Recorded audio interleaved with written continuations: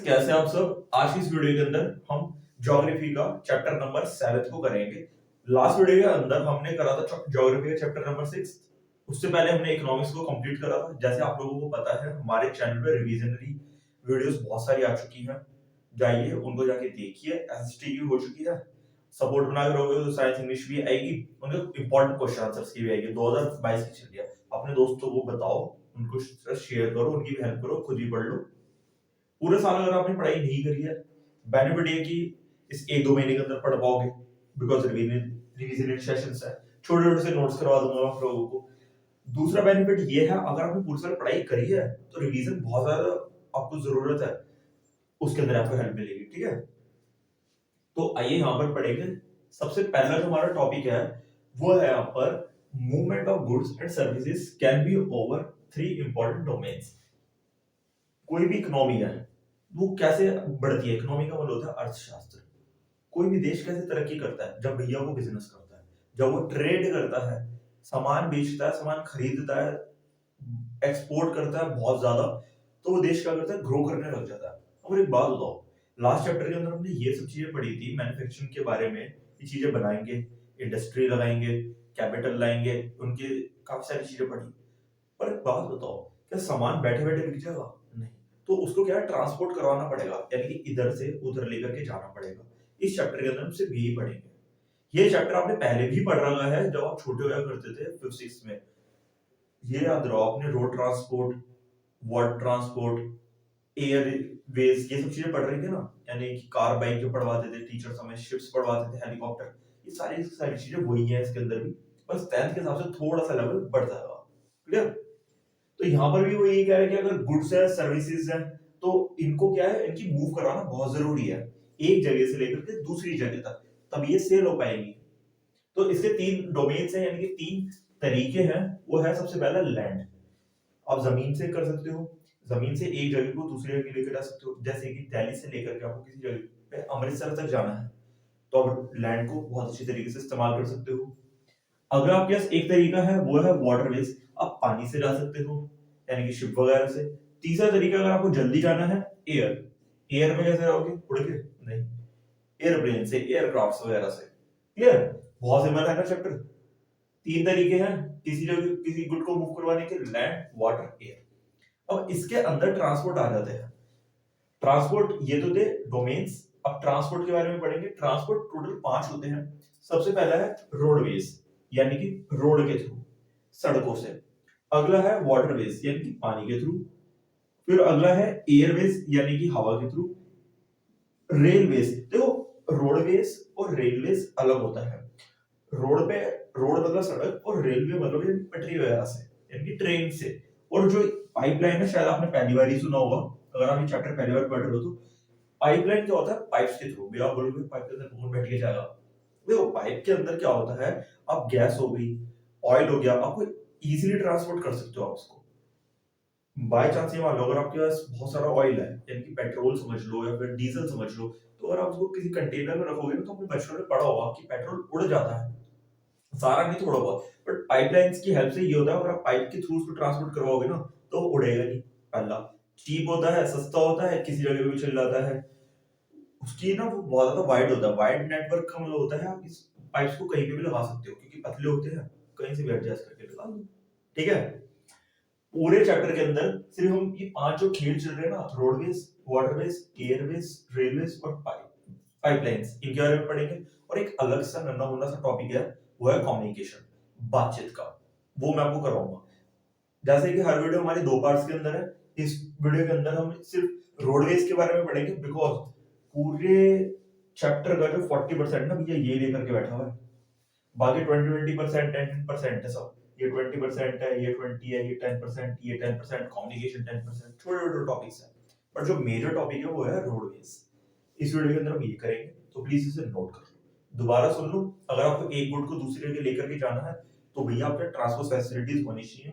Transport facility के 3 domains होते हैं, लैंड, वाटर, एयर। अगर वो पूछे ट्रांसपोर्ट सिस्टम बताओ कौन से 5 होते हैं, तो 5 के अंदर आपको ये लिख करके आना है। ठीक है,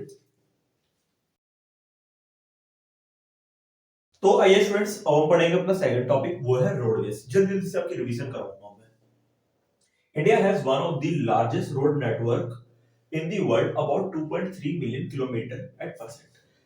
इंडिया जो है सबसे बड़ा लार्जेस्ट नेटवर्क है उसके पास रोड नेटवर्क का मीनिंग होता है काफी सारी रोड्स है, यानी कि एक रोड यहाँ से शुरू होती है यहाँ तक की है, यहाँ से लेकर के यहाँ तक की रोड है, अलग अलग स्टेट को जोड़ती है, अलग अलग डिस्ट्रिक्ट्स को जोड़ने वाली रोड है, सबसे बड़ा नेटवर्क हमारे पास है। लगभग लगभग 2.3 मिलियन किलोमीटर हमारे पास नेटवर्क है हमारे पास रोड्स का। अब इसकी काफी सारी इंपॉर्टेंस है, ध्यान देना, बहुत अच्छा टॉपिक है, पेपर के अंदर पूछ लिया जाता है कि रोडवेज की कुछ इंपॉर्टेंस बताइए, उसके बारे में बताइए, क्लासिफिकेशन इसकी बात करवाऊंगा। वैसे तो low cost of construction of road, जो रोड की जो कंस्ट्रक्शन की कॉस्ट होती है वो कम होती है बाकी के मुकाबले। अगर आप बाकी से कंपेयर करोगे, जैसे कि रेलवे से कंपेयर करोगे, तो रोड की कॉस्ट कम बैठती है, पहला फायदा। दूसरा, economical for transporting few people, काफी सारे हमारे भाई बहन होते हैं उनका ना बजट कम होता है, ठीक है, तो वो क्या करते हैं, रोडवेज का इस्तेमाल करते हैं, यानी कि बसेस का इस्तेमाल करते हैं, कार का इस्तेमाल करते हैं। अब बस से अगर आप ध्यान दो, आपको मान लो दिल्ली से हरिद्वार जाना है या फिर मेरठ जाना है, तो आप मैक्सिमम टू मैक्सिमम 70 से 80 रुपए में जा सकते हो। क्या होता है आज के टाइम पे 70-80 रुपए, इतना ज्यादा इकोनॉमिकल है। इकोनॉमिकल का मतलब है जो पॉकेट फ्रेंडली है, 70-80 रुपए कुछ नहीं होते। Provide door to door service, अगर आपको किसी के घर जाना है तो आप किसका इस्तेमाल करोगे, रोड का। अब ये मान लो आपके पास एक हेलीकॉप्टर है, तो हेलीकॉप्टर से किसी के घर के नीचे उतर सकते हो, नहीं। अगर आपके पास आप ट्रेन से भी आ रहे हो तो ट्रेन से किसी के घर के नीचे उतर सकते हो, नहीं। बहुत कम घर रिश्तेदार होते हैं जिनका जो, अगर आपको स्टेशन से उतरते ही घर होता है, बट मेजॉरिटी ऑफ का नहीं होता। बट रोड नेटवर्क से ये बेनिफिट होता है, आपको डोर टू डोर सर्विस मिल जाती है, आप किसी के घर से उतर के किसी के घर तक जा सकते हो। और आपको किसी को सामान डिलीवर करना है तो आप घर यहाँ से लेकर के यहाँ तक जा सकते हो। Clear? Road is a link between railway station and airport. Even अगर आपको रेलवे स्टेशन पे जाना है या फिर एयरपोर्ट पे जाना है, तो रोड ही क्या बनाता है, एक लिंक बनाता है, यानी कि आप जाओगे वहां पे किससे, रोड से जाओगे। क्लियर हो गया? जल्दी से रिपीट कर ले, कितना है? सबसे पहले क्या था यहाँ पर, 2.3 मिलियन किलोमीटर है रोड का नेटवर्क। इंपॉर्टेंस के अंदर लो कॉस्ट ऑफ कंस्ट्रक्शन, पैदल करके आओगे। इकोनॉमिकल है, यानी कि पॉकेट फ्रेंडली है, 70-80-90 रुपए आ सकता है, 100 रुपए के अंदर आप बस वगैरह से, कार वगैरह से कहीं पे भी जा सकते हो। डोर टू डोर सर्विस मिल जाती है, घर से उतरो घर पे ही बैठो, ऐसी सर्विस है। Road is a link between railway station and airport. सबसे बेस्ट जो मुझे लगता है वो ये है, चाहे एयरपोर्ट जाना है, रेलवे स्टेशन जाना है, इवन सी पोर्ट जाना है, आपको कहीं भी जाना है तो आपको रोड का सहारा लेना पड़ेगा। तो सबसे बढ़िया ये वाला मुझे पॉइंट लगता है। तो प्लीज इन चारों पॉइंट्स को याद कर लो, कोशिश करो वीडियो को पॉज कर को हाथ का से पढ़ लो, और प्लीज एनसीईआरटी लेकर के बैठना, तो उसके अंदर भी मार्क कर लेना हमेशा, ठीक है। इसके बाद हम पढ़ेंगे क्लासिफिकेशन ऑफ रोड, जिसके अंदर हम पढ़ेंगे हाईवे के बारे में, बहुत बेहतरीन टॉपिक है, नेशनल हाईवे, स्टेट हाईवे, छोटी मोटी जो रोड होती है, गांव की बातें करेंगे, बेहतरीन टॉपिक है, जल्दी से नोट करो। जैसे कि मैंने आपको बताया था कि यहाँ पर आकर के ना हमारा चैप्टर इंटरेस्टिंग हो रहा है, बिकॉज नई नई चीजें पढ़ने को मिलेगी। अब वही जहां मेरे भाइयों को हाईवे दिख जाता है तो वहां भाई बात लगी आ जाती है। तो आइए पढ़ेंगे। सबसे पहला जो है वो है गोल्डन क्वाड्रिलेटरल। आप बोलोगे ये क्या है? तो क्वाड्रिलेटरल क्या होता है, एक ऐसी शेप जिसकी 4 साइड्स होती है। मैथ्स नहीं पढ़ा रहा, इसी बता रहा हूं। तो इसी तरीके से गवर्नमेंट ने क्या करा, एक ऐसा हाईवे बनाया, ठीक है ना, जो 4 साथ जोड़ रहा है, ठीक है ना, यानी 4 जगहों से जोड़ रहा है, दिल्ली, कोलकाता, चेन्नई एंड मुंबई। इस तरीके से उन्होंने क्वाड्रिलेटरल बना दिया। ये रहा, ये इस तरीके से, ये देख रहे हो आप, हमारा दिल्ली, नीचे कोलकाता, इधर चेन्नई और इधर मुंबई हो गया, ठीक है भैया। आगे ये जो बनाया गया ना, ये सुपर हाईवे है। ये सुपर हाईवे का मतलब होता है ये 6 लाइन का बना हुआ है। अगर आपने रोड देखी होगी तो रोड कुछ ऐसी होती है, जैसे कि ये एक साइड जा रही है, पहले आपको ये समझो, तो इसके बीच में ऐसे ऐसे होती है, बीच बीच में लाइंस जा रही होती है, तो ये क्या होता है, 2 लाइन होता है। तो एक बारी में 2 ट्रक चल पाते हैं, बट ये 6 लाइन है, यानी कि एक बारी में 6 ट्रक चल सकते हैं, यानी कि इधर इधर इधर इधर। ये सोचो, ऐसा सुपर हाईवे। एक बारी मेरे ख्याल से इंटरनेट पे सर्च करना है सारे को, आपको मजा आएगा और ज्यादा पढ़ाई का। यानी कि आप इससे रट्टा उसके लिए मत करो, रट्टे के लिए या फिर नंबर के लिए, इसे मजे के लिए पढ़ो। 6 लाइन का सुपर हाईवे है जो किस किस को लिंक कर देता है, दिल्ली, कोलकाता, चेन्नई एंड मुंबई को। भी इसको बनाया क्यों है उन्होंने, तो जिससे ना लोगों का टाइम और एफर्ट ना रिड्यूस हो जाए। रिड्यूस कौन होता है, कम हो जाए, ठीक है। बिकॉज यार दिल्ली एक ऐसी जगह है जहां पर ऑलमोस्ट सारे मिनिस्टर्स रहते हैं। मुंबई एक ऐसी जगह है, वो एक बहुत बड़ा शहर है। चेन्नई बहुत बड़ा शहर है, ठीक है ना? तो यहाँ पर लोगों का आना जाना लगा रहता है। इवन काफी सारे गुड्स भी जो होते हैं ट्रांसपोर्ट होते हैं, तो गवर्नमेंट ने देखा कि भैया इन जगहों को जोड़ के रखना जरूरी है, तो इसलिए इसको बनाया गया। आगे बताइए सर। जितने भी हमारे क्वाड्रिलेटरल्स होते हैं, मतलब जितने भी हमारे ऐसे नेशनल हाईवेज होते हैं, वो हमेशा कैसे काम करते हैं, या तो वो नॉर्थ से साउथ के होंगे, या तो वो ऐसे जा रहे होंगे, या फिर वो ऐसे बने होंगे, ईस्ट से लेकर के वेस्ट तक। सॉरी, मैं इसको ऐसे बना दूं, ये ऐसे बनेंगे, सॉरी, यानी कि या तो नॉर्थ से साउथ होंगे या फिर इस तरीके से होंगे। इसे कहते हैं सुपर हाईवे बोलो, गोल्डन क्वाड्रिलेटरल बोलो, इस तरीके से काम करते हैं। प्रोजेक्ट जो होता है ये कौन देखते हैं? National highway authority of India in सब चीजों को देखती है। क्लियर हो गया अच्छी तरीके से? दोबारा जल्दी से एक बार रिवाइज करेंगे। गोल्डन क्वाड्रिलेटरल के अंदर कौन सी चार जगह लिंक है? दिल्ली, कोलकाता, चेन्नई और मुंबई। कैसा हाईवे है? 6 लेन सुपर हाईवे, यानी कि 6 लाइन एक साथ, यानी कि 6 ट्रक एक साथ चल सकते हैं इसके ऊपर, ये देखो। दूसरा ये भैया कॉरिडोर, आपने यहाँ पे वर्ड लिखा है, इसको एक बार आप सर्च करोगे ना तो आपको पता चलेगा कॉरिडोर का मीनिंग क्या होता है। यानी कि नॉर्थ से लेकर के साउथ तक, इसका मतलब होता है यानी कि पूरा इतना बड़ा है ये, ऊपर से शुरू होता है नीचे जाकर के खत्म होता है बिल्कुल सीधा। इसी तरीके ईस्ट से लेकर के वेस्ट तक होता है। कौन देखता है इसे? National highway authority of India, नाही जिसे कहते हैं। अक्सर आपने कभी काफी ज्यादा किसी जगह पे गए होंगे, ट्रैवल करा होगा, तो वहां पे लिखा होता है ये सब, तो आप इसको पढ़ते हुए चले करो, नोट कर लो, नोट्स बनाओ उसकी, फिर हम आगे करेंगे। वो इससे अच्छा टॉपिक है, वो है नेशनल हाईवे, यानी कि NH1 NH4, ये सब आप पढ़ते होंगे, अक्सर आप राइड्स के ऊपर भी जाते होंगे, आपके फैमिली मेंबर के अंदर कोई ज्यादा होगा तो उनसे पूछना नेशनल हाईवे के बारे में। पर आज हम पढ़ेंगे इनकी थ्योरेटिकल नॉलेज। तो स्टूडेंट्स, अगला जो हमारा टॉपिक है वो है नेशनल हाईवे, और उसके बाद है स्टेट हाईवे। बहुत अच्छा टॉपिक है। देखो, अब तक ना आपने सिर्फ पढ़ा है इनके बारे में, नेशनल हाईवे क्या होता है, स्टेट हाईवे क्या होता है, बट अब डिटेल जाकर देखेंगे इसको। Provide link to extreme part of India, यानी कि नेशनल हाईवे क्या करता है, जो हमारे इंडिया के एक्सट्रीम पार्ट्स होते हैं ना, यानी कि अलग अलग जगह होती है, जैसे कि एक स्टेट यहाँ पर है, एक स्टेट यहाँ पर है, तो इसको जोड़ देता है ये होता है नेशनल हाईवे का काम। ओके, ये इसको बनाता कौन है? Central public works department, CPWD, ये एक डिपार्टमेंट है जो नेशनल हाईवेज को मेंटेन करता है। टोटल अब तक हमारे इंडिया में अंदर 228 नेशनल हाईवेज है, नेशनल हाईवे की शॉर्ट फॉर्म है। कभी आपको नेशनल हाईवे ऐसे पूरा नहीं मिलेगा, आपको हमेशा NH करके ही समझ कुछ लिखा होगा, NH1 NH2 NH3, इस तरीके से होगा वो। क्लियर? अगला जो है वो है स्टेट हाईवे। स्टेट हाईवे सुनते ही समझ आ रहा है कि भैया उस स्टेट से रिलेटेड है। अच्छा, पहली बात तो ये क्या करता है? लिंक बना देता है। लिंक का मतलब होता है जोड़ देता है एक स्टेट को काफी सारे डिस्ट्रिक्ट से, या फिर उनके हेडक्वार्टर से। क्लियर हो गई मेरी बात? अब इसको मेंटेन कौन करता है? SPWD भी है। SPWD क्या है? देखो, यहाँ पर ऐसे, यहाँ पे सेंट्रल लिखा था ना, बस यहाँ पे स्टेट लिख देना, बाकी वही है, public works department, state public works department. हो आपको अच्छी तरीके से समझ आया होगा। जल्दी से एक बार रिवाइज, जल्दी से। नेशनल हाईवे किसको जोड़ता है? एक्सट्रीम पार्ट्स को जोड़ देता है, यानी बड़े बड़े स्टेट्स को जोड़ देता है। दूसरा कौन बनाता है इसे? CPWD। टोटल कितने हैं? 228 नेशनल हाईवेज है।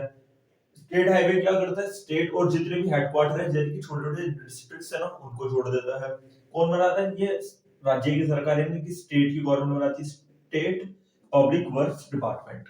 जल्दी से नोट करो, फिर हम आगे बढ़ेंगे। तो जल्दी जल्दी चैप्टर कंप्लीट करना हमें, तो प्लीज साथ में नोट्स बनाते चलो।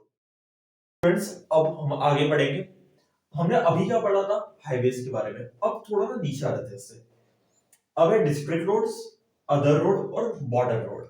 बहुत सिंपल सा है। अब तुम्हें लगेगा कि हाँ भैया हमारे घर वाली बात चल रही है यहाँ पर। देखो, डिस्ट्रिक्ट रोड ऐसी रोड होती है, देखो पढ़ते समझ आ रहा है, जो काफी सारे डिस्ट्रिक्ट्स को जोड़ देती है, या फिर ये कह सकते हो जो किसी एक डिस्ट्रिक्ट के हेडक्वार्टर को छोटे छोटे डिस्ट्रिक्ट से जोड़ देती है। डिस्ट्रिक्ट का हिंदी मतलब होता है जिला।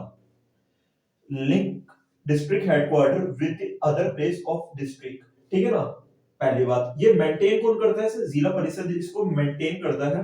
मेंटेन का मतलब होता है इसको बनवाता है, इसकी देख रेख ये सब करता है, अगर कोई दिक्कत आती है तो।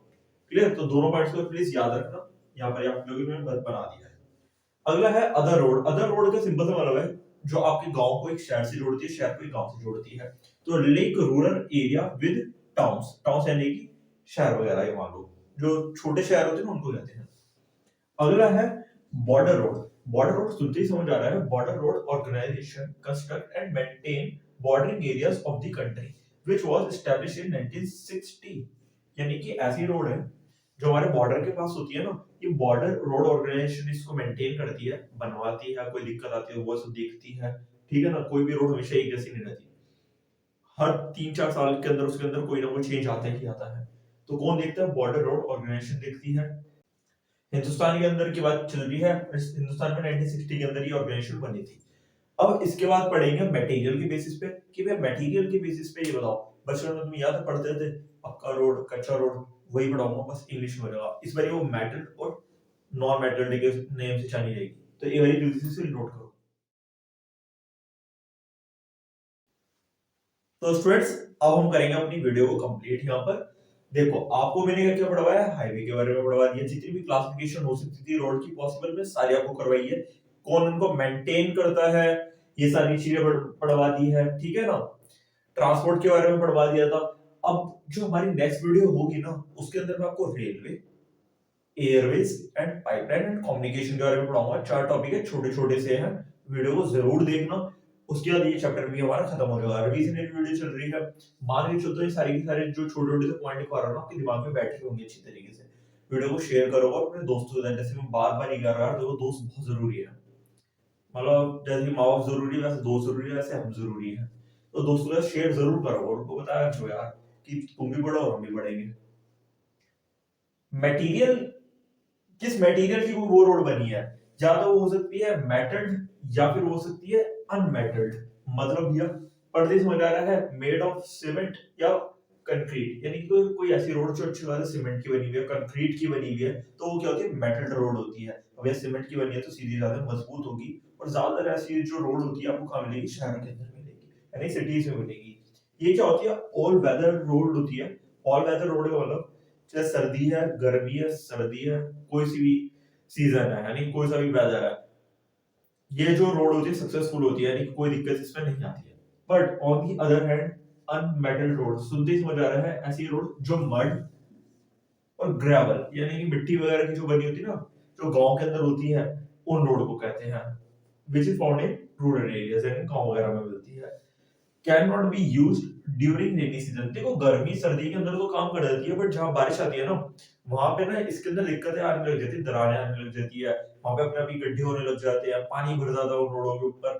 पानी जो होता है एक तरफ हो जाता है, काफी सारी दिक्कतें आती है जो आप अक्सर गाँव के अंदर देखते भी हो। मिलते हैं आपसे नेक्स्ट वीडियो के अंदर, तो प्लीज चैनल को सब्सक्राइब कर लो और वेट करो सेकंड पार्ट का।